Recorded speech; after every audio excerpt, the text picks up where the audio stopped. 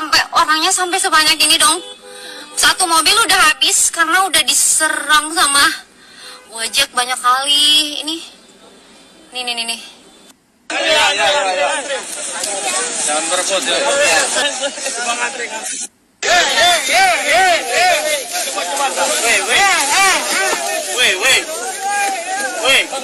Coba. Weh.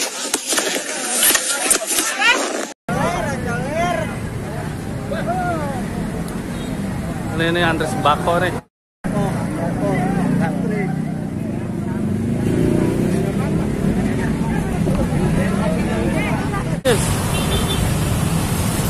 Udah ngantri pada manasan. Habis Pak. Habis katanya. Ya Allah.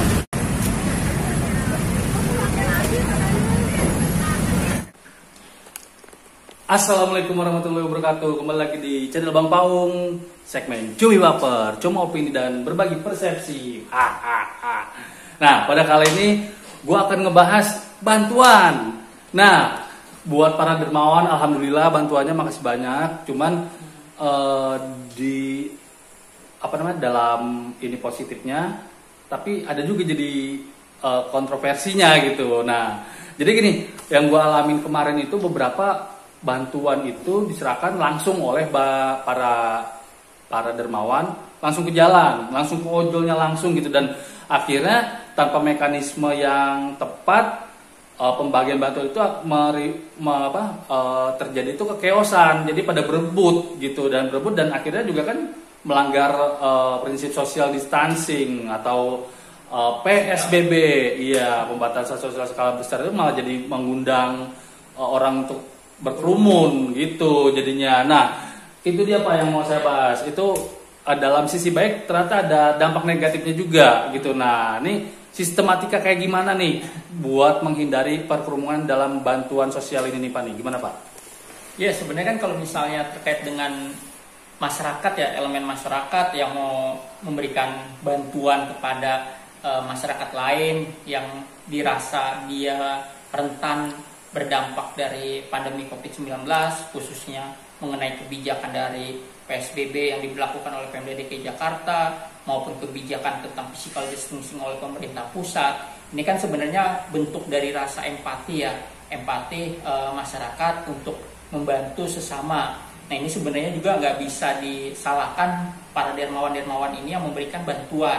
Namun karena memang konteks masalah dan kasusnya ini berbeda, yang dimana kita diharapkan untuk melakukan physical distancing ini, sebaiknya agak berpikir bijak juga para dermawan ini untuk sekiranya memberikan bantuannya, niatannya ini sebenarnya baik, tetapi memang caranya yang kemudian tidak sesuai dengan tujuan physical distancing itu sendiri. Jadi kalau menurut saya baiknya para dermawan bisa memberikan kepada pemerintah daerah yang dalam hal ini Satgas, Satuan Tugas yang menangani pandemi COVID-19. Jadi bantuannya diberikan kepada pemerintah daerah. Nanti pemerintah daerah akan mengakumulasi bantuan-bantuan dari masyarakat yang para dermawan ini, yang kemudian nanti akan didistribusikan ke masyarakat yang ada di wilayahnya masing-masing. Jadi menurut saya lebih arif dan bijak kalau para dermawan ini memberikan bantuannya kepada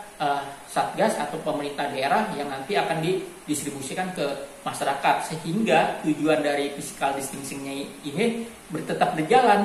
Karena memang kalau selama ini kan ada para dermawan memberikan bantuan di jalan-jalan, yang terjadi adalah kerumunan. Artinya physical distancing tidak berjalan dengan efektif nantinya, dan itu akan mengundang kerumunan-kerumunan lain yang terjadi di masyarakat, yang dimana kemudian dermawan-dermawan yang seperti ini pun akan banyak juga nanti ngikut-ngikutin.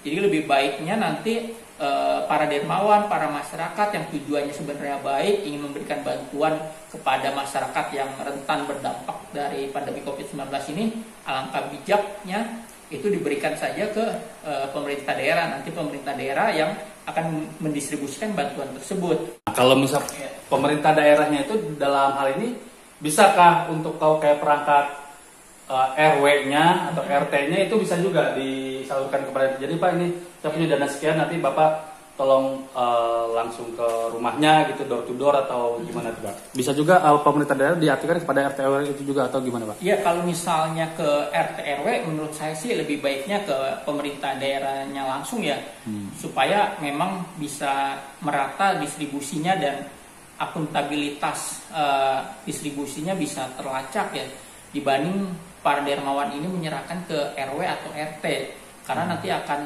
sulit untuk tingkat akuntabilitasnya atau transparansinya. Lebih baik para dermawan ini memberikan bantuannya kepada pemerintah daerah, karena memang pemerintah daerah bahkan pemerintah pusat pun sudah membuka jalur donasi bagi masyarakat yang sekiranya mampu bahkan mau berdonasi untuk penanganan pandemi COVID-19 di Indonesia, umumnya khususnya di daerah-daerah yang sangat banyak sekali temuan kasus para korban COVID-19 ini. Jadi menurut saya sih lebih baik diberikannya ke pemerintah daerah, dalam hal ini para satgas penanganan pandemi COVID-19 dibanding ke RW ataupun ke RT, karena memang tingkat akuntabilitasnya nanti dikhawatirkan rendah atau disalahgunakan oleh oknum-oknum tertentu, karena memang akuntabilitasnya nggak bisa dilacak. Lebih baik ke pemerintah daerah maupun ke pusat yang memang sudah membuka jalur donasi bagi masyarakat yang mau membantu masyarakat dalam hal donasi yang diberikan oleh si masyarakat atau si dermawan tersebut. Nah, untuk sistem matematika untuk pendistribusiannya nih Pak, bisakah Satgas atau pemerintah daerah juga menggunakan jasa ojol di situ biar jadi dapat bantuan, jadi dapat kerjaan juga gitu, ya enggak? Ya, nah ini kan nih salah satu pekerja di sektor informal yang kemudian sangat berdampak sekali terhadap tingkat ekonomi dan pendapatannya menurun. Ini kan salah satunya kan adalah driver ojek online, yang dimana driver ojek online ini ketika kebijakan PSBB khususnya ya, pembatasan sosial berskala besar diterapkan oleh pemerintah DKI Jakarta, yang dimana ojol ini nggak boleh mengangkut penumpang, hanya boleh mengantar barang, dan nanti juga diterapkan juga PSBB ini di wilayah daerah penyangganya yaitu Bogor, Depok, dan Tangerang. Dan ini tentu akan makin menambah pendapatan para ojol ini makin rendah. Nah, oleh karena itu supaya ketahanan ekonomi dari ojol ini bisa tetap berjalan, sumber pendapatan ekonomi harian mereka tetap berjalan, menurut saya sih pemerintah daerah ketika memberikan bantuan sosial kepada masyarakat itu bisa bekerja sama dengan para driver ojek online. Nah, mekanismenya bisa saja sistemnya struktural. Misalnya dari pemerintah pusat memberikan bantuan ke pemerintah daerah.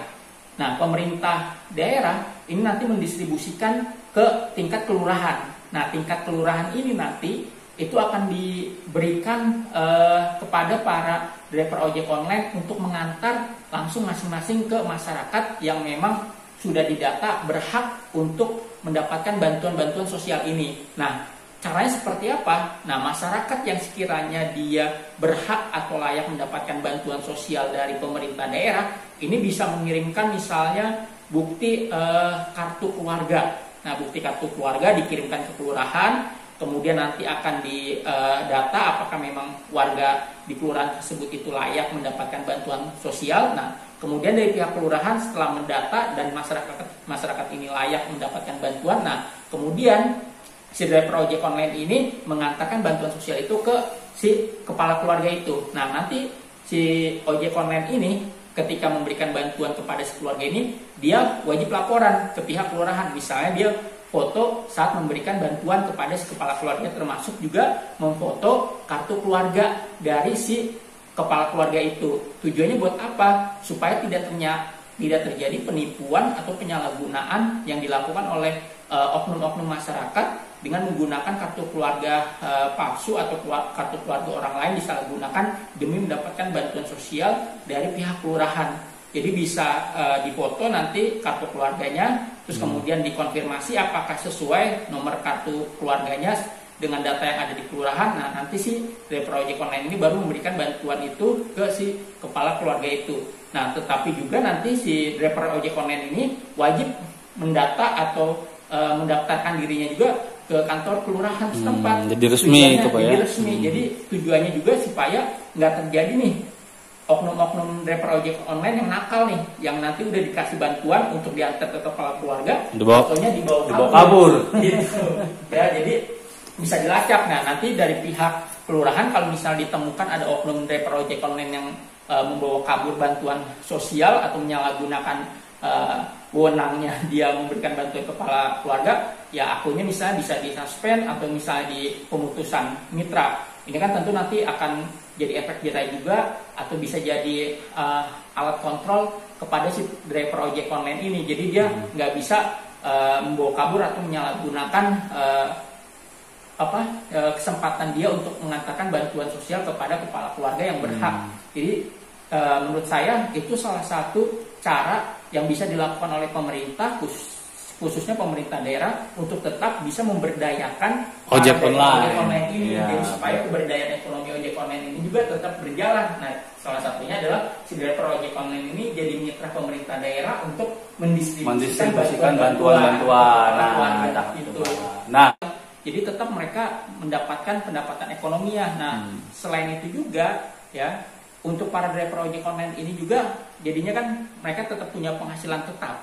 Jadi nanti bisa ditarget juga. Misalnya jangan sampai si A nganterin bantuan sosialnya sehari 15 kali, sementara si B misalnya baru 5 kali. Nah, itu ada hitung-hitungan rupiahnya. Jangan sampai polanya seperti ini.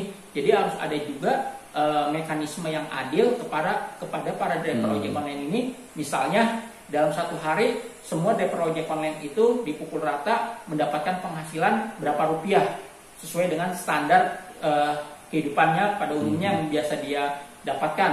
Nah, itu tujuannya supaya tidak terjadi ketimpangan pendapatan antara driver ojek yang satu dengan driver ojek yang lain. Jadi ada distribusi keadilan juga dalam hal memberikan bantuan sosial kepada kepala keluarga, termasuk juga sumber pendapatannya kepada driver ojek online ini, supaya tidak terjadi kecemburuan sosial antar driver ojek online ini. Jadinya takutnya, wah yang ini kok gede gitu, dapatnya gede, yang gua kok cuma segini dapatnya gitu ya Pak ya. Itu. Jadi dibanding pemerintah daerah melakukan rekrutmen pekerjaan, di mana dia membuka lowongan pekerjaan untuk para petugas-petugas yang mendistribusikan bantuan, lebih baik menurut saya bisa menggunakan atau bermitra dan memberdayakan para driver ojek online ini.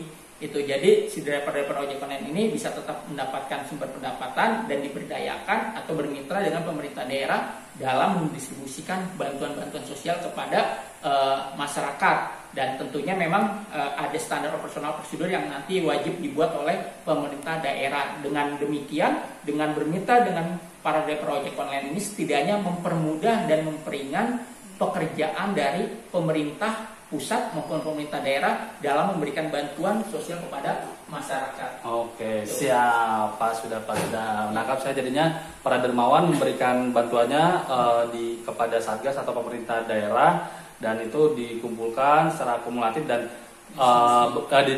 bantuan ini yang sudah dikumpulkan ini didistribusikan ke bagi yang kurang mampu lewat driver ojek online. Jadi ya semuanya kebagian gitu. Siapa? Terima kasih Pak untuk berbagi persepsi kali ini, dan sampai jumpa di segmen berikutnya. Salam Bang Paung. Hahaha. Satu lagi.